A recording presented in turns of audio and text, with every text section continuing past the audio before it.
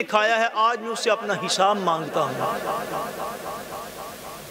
تو ابو صالح قیامت والے دن اللہ کو کیا جواب دو گے؟ جاؤ اس سیب کے مالک کو تلاش کر کے اپنا گناہ بخشوا لو۔ ابو صالح رحمۃ اللہ تعالیٰ علیہ کی جو سینس نے کام دیا وہ یہ تھا کہ اس طرف سے بہتا ہوا آ رہا ہے، شاید اسی طرف کوئی آگے باغ ہو جہاں سے یہ سیب اس کے اندر آ گرا ہو۔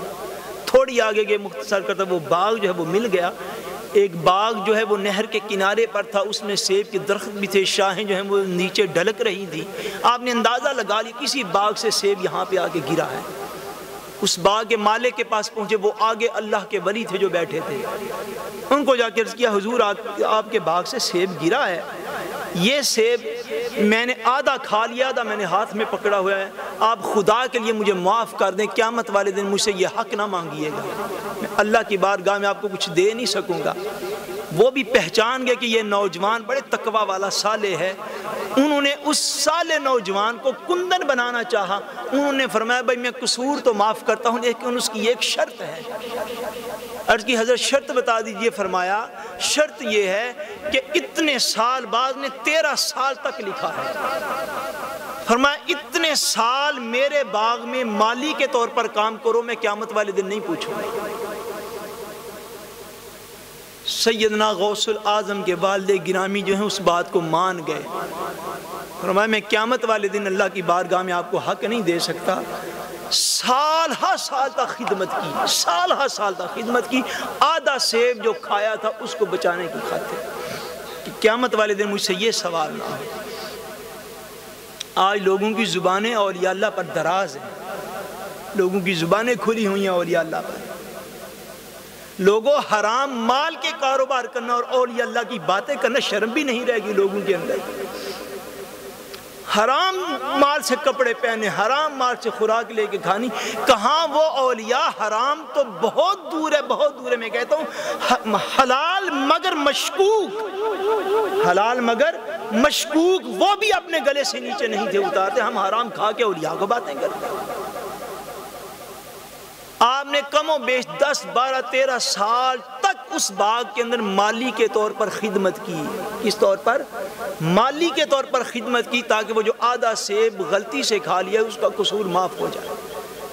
جب وہ 10 12 سال جتنی بھی مدت تھی گزر گئی، ان کے باغ کے جو مالی جو تھے اللہ کے ولی پھر ان کے پاس حاضر ہوئے، عرض کی اب میرا قصور معاف ہو جائے۔ انہوں نے کہا قصور تمہارا معاف ہو گیا، شرط پوری ہوگی، بس ایک شرط اور ہے، وہ پوری کر دو، وہ پوری کر دو تو قیامت والے دن بالکل ہی نہیں پوچھوں گا۔ اب پھر ہاتھ باندھ کے کھڑے ہو گئے۔ فرمایا عرض کی حضرت آپ دوسری شرط بھی بتا دیں، میں تو قیامت والے دن اللہ کی بارگاہ میں سوال کا جواب نہیں دے سکتا آدھے سیب کا۔ انہوں نے فرمایا بس ایک آخری شرط یہ رہ گئی ہے، میری ایک بیٹی ہے، اس کے ساتھ نکاح کر لو تو میں تمہارا قصور معاف کر دیتا ہوں۔ فرمایا حکم کیجئے۔ فرمایا شرط صرف یہ ہے کہ میری بیٹی جو ہے آنکھوں سے اندھی ہے، پاؤں سے معذور ہے، چل نہیں سکتی، کانوں سے بہری ہے، سن نہیں سکتی، زبان سے گونگی ہے، بول نہیں سکتی۔ اس طرح کی بیٹی اگر اس سے شادی کر لو تو قیامت والے دن اللہ کی بارگاہ میں سوال نہیں کرنا۔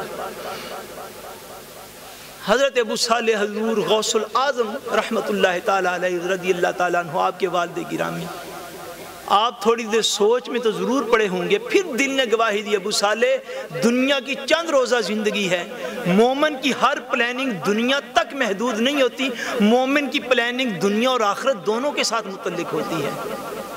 اس طرح کے مومن اب ہم ہی پیدا ہوئے ہیں جو اپنی ہر پلاننگ صرف دنیا تک رکھتے ہیں، ہر پلاننگ صرف دنیا تک۔ لباس پہننا ہے، دنیا تک کی پلاننگ ہے کہ اس طرح کا لباس اس مجلس میں پہن کے جاؤں تو عزت ملے گی، اس کا خیال ہی نہیں کہ مجھے عزت میدان حشر میں بھی تو چاہیے، صرف دنیا میں تو نہیں مجھے عزت چاہیے، مجھے تو قبر میں بھی فرشتوں کے سامنے بھی مجھے عزت چاہیے، مجھے حشر کے میدان میں بھی عزت چاہیے۔ ہمارے ہاں تو سارا دار و مدار صرف دنیا تک رہ گیا ہے۔ ابو صالح کے دل نے گواہی دی کہ ابو صالح جو کچھ کہتے ہیں مان لو، قیامت والے دن اللہ کی بارگاہ میں شرمندگی نہیں اٹھانا پڑے گی۔ فرمایا میں ایکسیپٹ کرتا ہوں۔ وہ جو ولی اللہ تھے باغ کے مالک، انہوں نے نکاح کر دیا۔ فرمایا وہ حجرہ ہے، وہ سامنے کمرہ ہے، وہ تمہارا اور تمہاری زوجہ کے لیے ہے۔ حضرت ابو صالح رحمۃ اللہ تعالیٰ علیہ حضور غوث العظم کے والد گرامی، آپ اس کمرے میں جب گئے، جو ہی کمرے کے اندر جا کے داخل ہوئے تو دیکھا آگے جو بیڈ پر، جو چارپائی پر لڑکی بیٹھی ہے، جو عورت بیٹھی ہے، اس کی آنکھیں بھی ٹھیک ہیں، اس کے کان بھی ٹھیک ہیں، اس نے زبان سے السلام علیکم بھی بولا ہے، وہ چلتی پھرتی بھی ٹھیک ہے۔ جب یہ دیکھا تو حضرت ابو صالح دوڑ کر کمرے سے باہر آ گئے، یہ خیال کر کے کہ شاید اس گھر کے اندر کوئی دو شادیاں نہ ہوں، میں کسی غلط کمرے میں نہ چلا گیا۔ پھر واپس ان کے پاس پہنچے، وہ باغ کے مالک اللہ کے ولی جو باپ کے سسر بن چکے تھے، عرض کی حضور آپ نے تو یہ فرمایا تھا کہ میری بیٹی وہ ہے جو آنکھوں سے اندھی ہے، جو کانوں سے بہری ہے، جو زبان سے گونگی ہے، جو پاؤں سے لولی لنگڑی، چل نہیں سکتی۔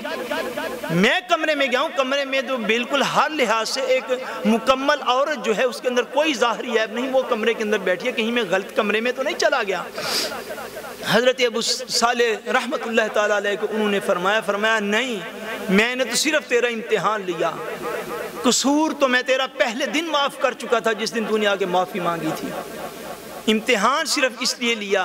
اور بتانا یہ چاہتا ہوں، میں نے اپنی بیٹی کو اندھی اس لیے کہا تھا کہ جب سے میری بیٹی عاقل بالغ ہوئی ہے، اس کی نظر کسی غیر محرم کے چہرے پر نہیں پڑی۔ میں نے اپنی بیٹی کو پاؤں سے معذور اس لیے کہا تھا کہ جب سے میری بیٹی بڑی ہوئی ہے، اس دن سے لے کر میری بیٹی نے کسی غیر محرم کے گھر میں بھی پاؤں نہیں رکھا۔ جب سے میری بیٹی بڑی ہوئی ہے، تب سے میری بیٹی نے اپنے کانوں سے غیر محرم کی آواز نہیں سنی۔ میری بیٹی نے آج تک کسی غیر محرم سے زبان سے بول کے بات نہیں کی۔